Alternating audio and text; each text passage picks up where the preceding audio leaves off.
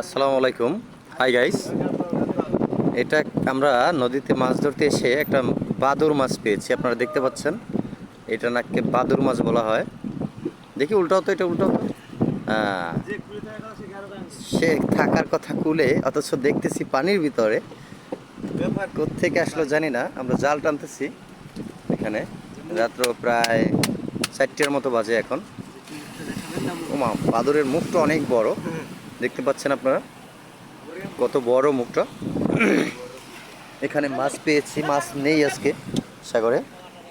এখানে মাছ আছে, ইলিশ মাছ, ইলিশ মাছ আছে।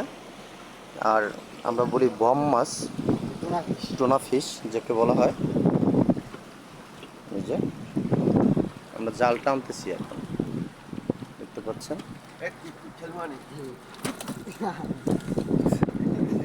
এটাকে বলা হয় গ্যাজাইনিয়া। গ্যাজাই যা ফালায় এটাকে বলা হয় টাই। এটাকে গ্যাজাইয়ে যা ফালাই দেয় এটাকে তাই বলা হয়। এটাকে বলা হয় সুদলিং পাওয়ার পাম্পের বেলাই। সুদলিং বাম পাম্পের বেলাই বাটার বেলাই। বাটার ফেলাই, এটাকে বলা হয় রূপালী ইলিশ। ওটাকে বলা হয় কাউয়া মাছ। আর এটাকে বলা হয় কা কা কা দার কাউয়া।